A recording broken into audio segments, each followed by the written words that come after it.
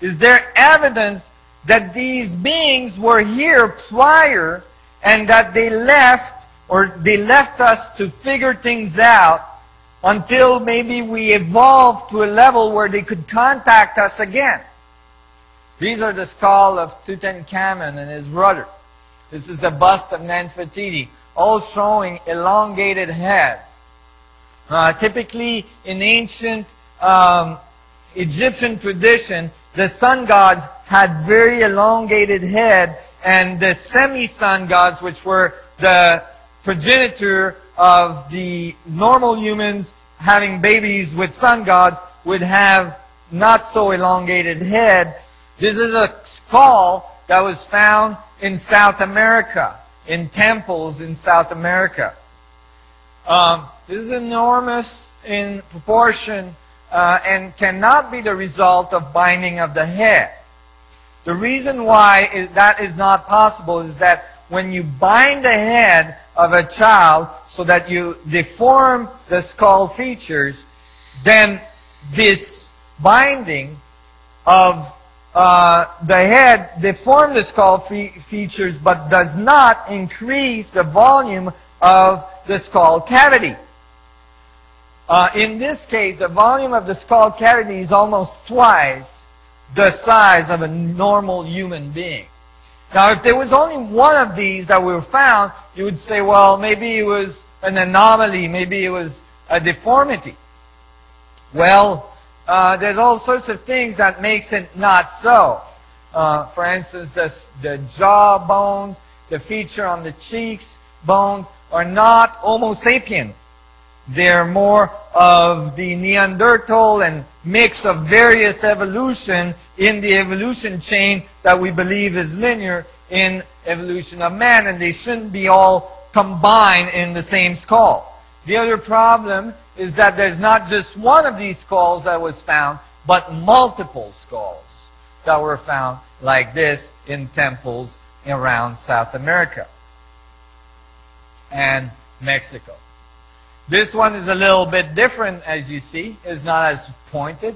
Still enormous, and still has some of these unusual features in their facial features and the jaw features.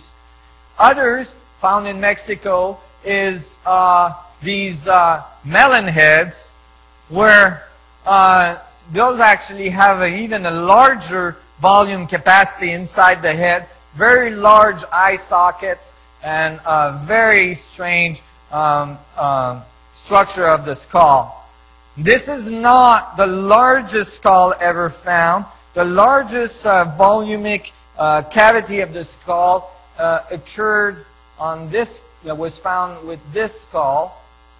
This is like the M kind of structure skull, where the hemispheres seem to have developed in independence, and very, very large skull. The front portion of the skull are missing, but the plates of the skull are all there, and they're very large in volume.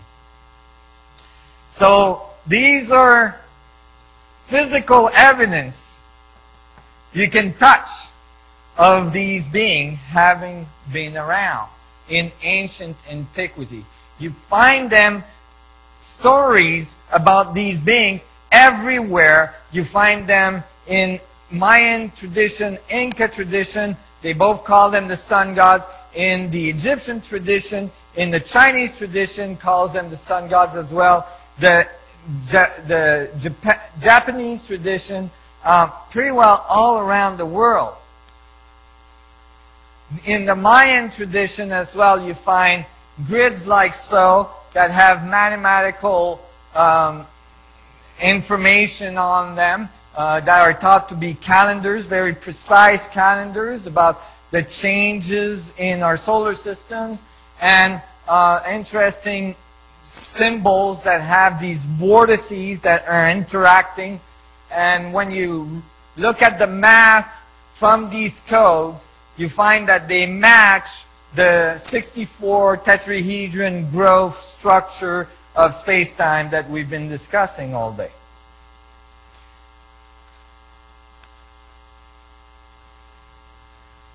This is some of the oldest tradition on earth. It has very, very ancient writing. These plates, this plate in particular, is a creation myth in which the sun gods come to the earth and gives man the black, it's called a black sun in those traditions. It's been translated in various other traditions, for instance in the Quran, as a black stone. Okay? And it's described as a very highly radiating sun. Like a sun in a box. Like a desktop black hole. Alright? And the tradition talks about the sun gods coming to the top of the mountain and the humans going to meet the sun gods and the sun gods bestowing this on the humans. Then you find in these Sumerian traditions that these eventually built very complex, very sophisticated. This is where we're actually bombing right now, Iraq and Iran location, where very, very sophisticated pyramidal structures were built, ziggurats and so on, that were very sophisticated building and very large building structures. This is a view from one of them from above. Many of those are being destroyed as we speak. Many of these artifacts in these traditions are disappearing in museums in those regions as we speak. If you look around those regions, you find other things that are large anomalies. This is one of the largest, most amazing anomaly we have on earth. It is the stones that were the foundation of an ancient temple on which the Roman Empire erected a more recent temple. Afterwards used the old stones as foundation. Let me show you the relationship of scale of these stones. This is a person, okay, and this is the stone. Okay, it's in approximately 22 feet of elevation and has been raised on smaller stones, still very large stone, but smaller stones that holds them up. There's 3 of them, okay, that are remaining there at this point. There